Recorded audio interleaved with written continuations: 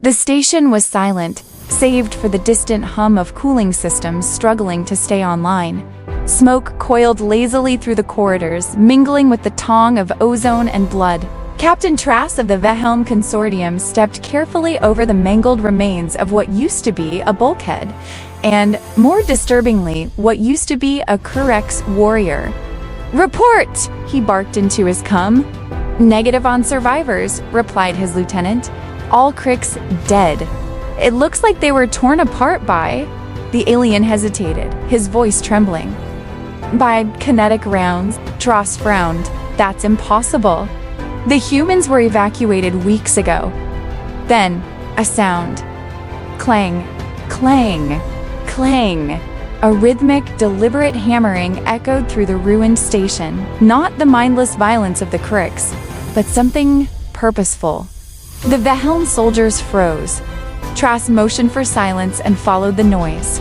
They entered the station's machine bay. A human stood there, or what was left of one.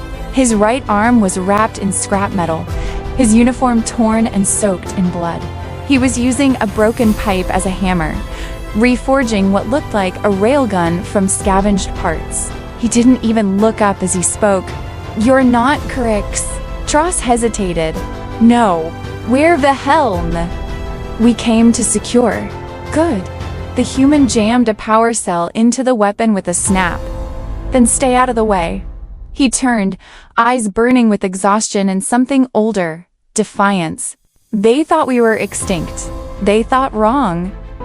From the shadows, the last of the Krix assault force charged, chittering, plasma weapons glowing. The human lifted his makeshift railgun, braced his feet, and whispered to himself for Earth. The weapon roared. When the smoke cleared, only silence remained and the faint sound of a man breathing through shattered ribs. Trask stepped closer, voice quiet. "You fought an entire Krix platoon. Alone?" The human smiled weakly, blood on his teeth. "Alone? Nah." He tapped the steel plating on his arm. "Humanity's with me, always." And then he passed out, the sound of steel still echoing in the bay.